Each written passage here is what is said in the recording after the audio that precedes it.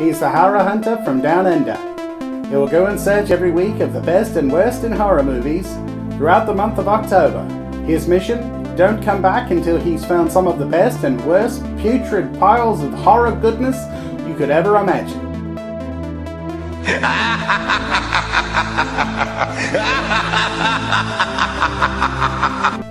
G'day, horror hunter from down under coming back at you. Today we're talking Halloween 5, The Revenge of Michael Myers. Now what's interesting about The Revenge of Michael Myers is it went into production shortly after Halloween 4. Daniela Harris is coming back as Michael's niece Jamie Lloyd, and Rachel is back to some small extent in this movie, but of course the great Sam Loomis, played by Donald Pleasence, is back yet again to reprise his role. He is still my favorite part of all of these movies. I absolutely love the stuff he does in the Halloween franchise. I think that this is the kind of character all major horror franchises need. You need that Dr. Loomis kind of character. You know, he's the Van Helsing to whoever the villain is. So, what you've got in this case is, again, a worse version, if it's possible, of a Halloween movie. And the reason it's a worse version of a Halloween movie is primarily due to the fact that there were some poor decisions made on the part of the director. One of which was, let's have Jamie Lloyd be institutionalized and be mute for half of the movie. Let's give her a best friend who's a stutterer. I'm sorry, I do not like these elements. Then on top of that, they took a really great character from Halloween 4, Rachel, the foster sister, and what did they do? They said, hey, let's kill her off in the first 20 minutes of the new movie. I'm sorry, you don't do that to fan favorite characters. I think all of us would have liked to have seen Rachel go on for another sequel or so. Imagine what Halloween 6 could have been like had they carried that storyline over instead. Now, we'll get to Halloween 6 as we get to it, but right now we're talking Halloween 5. Now, Halloween 5 is interesting for multiple reasons, one of which is the fact that this time around we actually get to see an aftermath to something that happened in the previous film. Now remember, I said there was a twist ending that I wasn't going to spoil, and I'm still not. But we actually get to see some of the aftermath of why Jamie's in the hospital this time around. You know, we get to see cause and effect. It's an interesting way to start off a Halloween movie.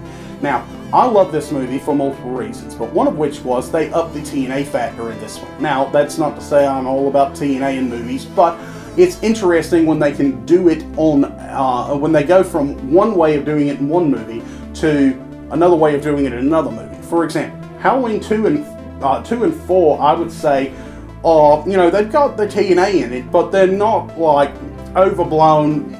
It doesn't feel like softcore porn. This time around, however, it gets kind of borderline. Not gonna lie, it definitely gets kind of borderline here. So there's definitely an upped ante there. Now, part of that I think is due to the fact that we've got a French director this time around instead of an American director. So I think that definitely has something to do with why the TNA factor was played up and why there's a lot more gory stuff going on in this movie. But the biggest problem with this movie is that it introduced the fact, or the idea of the Thorn Trilogy. Now the reason it did this was there's a shot in this movie where we see the actor who plays Michael Myers. We see his wrist momentarily, and he's got a thorn tattoo on his wrist. Well, when Halloween 6 came along, someone decided to run with that as part of a plot point.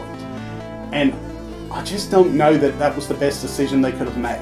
Another decision they made was they, for some inexplicable reason, threw in a man dressed in black at the end of this movie, and the director's exact words were, I don't know where they're going to go with this, but we'll leave it for the guys who make Halloween 6. Unfortunately, this movie did so badly at the box office, it didn't look like we were going to get Halloween 6, at least not for a while. And it was a while, because this came out in 1989, and we didn't get Halloween 6 until 1996. So, tune in next time, where we're talking the last installment of the Thorn Trilogy and trying to tie all of it together in a bow. Then, we're going to move on to the last 4 movies in this franchise.